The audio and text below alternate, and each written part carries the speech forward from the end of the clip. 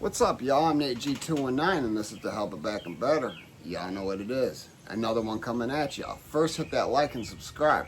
Hit that channel if y'all want to help out.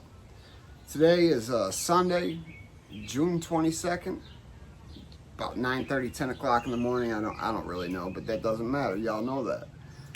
Today, I'm bringing you an update. An update I've been wanting to bring you guys since the second I found out. So, back in November, Alan Ray Long, he's from Lake Station, Indiana, but he had moved to Arizona, Mojave County, Arizona, I believe is how you say it.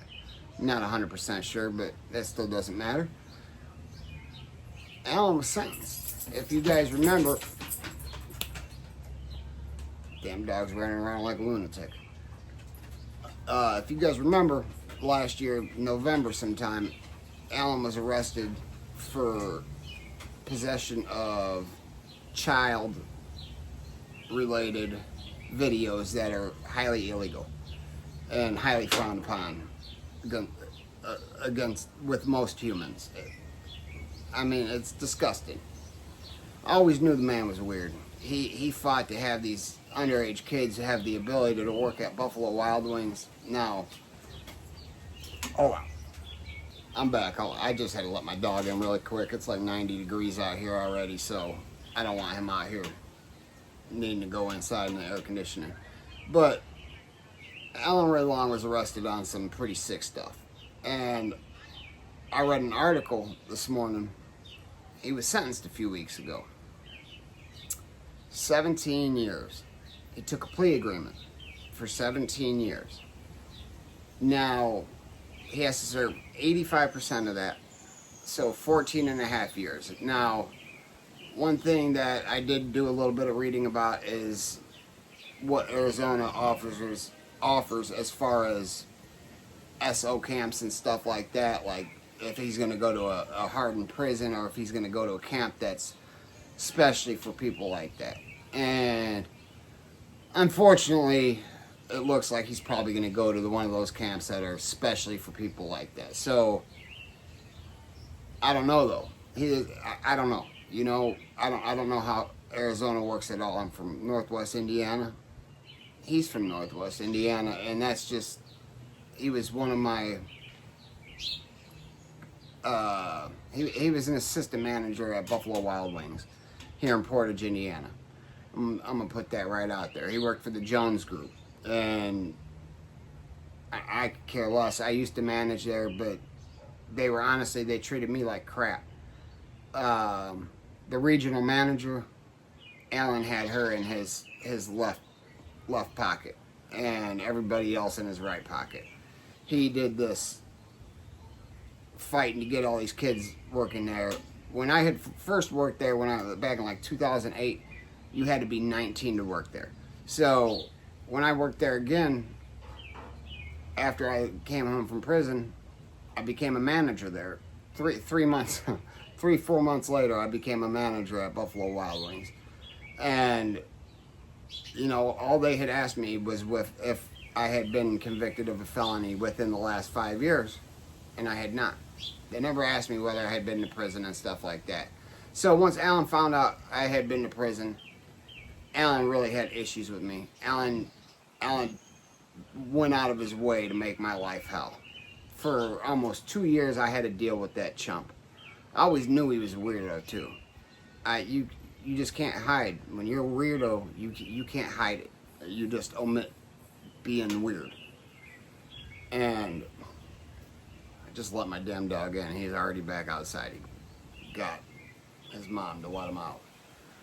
But yeah, Alan was a weirdo. And I'm telling you, like I said, you had to be 19 at one point. And I believe the youngest girl we had working there was 14, maybe 15. And it made honestly managing a restaurant really difficult because you had to have them out. They couldn't work a minute over a certain amount of time, like 5 hours, if I remember correctly. And then Alan was the manager of the hostesses, so the cash register station, basically, the cashiers. He got to walk around, flip his hands. I knew he was a weirdo, but damn it, man, didn't know he was gonna go that far. So after Buffalo Wild Wings, he found himself teaching an elementary school. Now, I don't remember exactly what grade it was, but it's Kingsman Elementary School in Arizona. And Judge Camacho, the line said something along the lines with, or the prosecutor told Judge Camacho, or Judge Camacho said it, but one of the quotes from either the prosecutor or the judge said, Alan Long is a much worse offender than he's pleading guilty to.